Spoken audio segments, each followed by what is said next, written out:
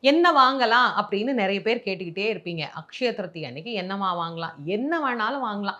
உங்களுக்கு என்ன வாங்கணும்னு தோணுதோ, புதிதான பொருட்கள் எதுவாக இருந்தாலும் அக்ஷய திருதியை அன்று துவங்கவும் செய்யலாம், வாங்கவும் செய்யலாம். இப்ப நம்ம வீட்டுக்கு ஏதாவது ஒரு விசேஷம் வருது. அதுக்கு ஏதாவது தங்கம் வாங்கணும், வெள்ளி வாங்கணும் அப்படின்னா அக்ஷய திருதியை அன்னைக்கு வாங்குங்க.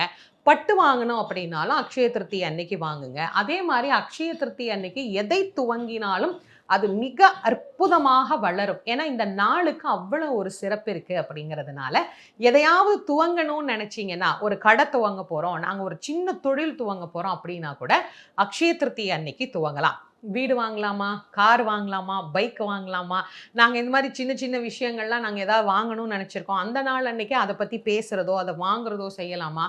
செய்யலாம். ஏன்னா, அக்ஷய திருத்தியை வளரக்கூடிய ஒரு அற்புதமான நலனை தரக்கூடியது. மகாலட்சுமியினுடைய அருளை தரக்கூடியது.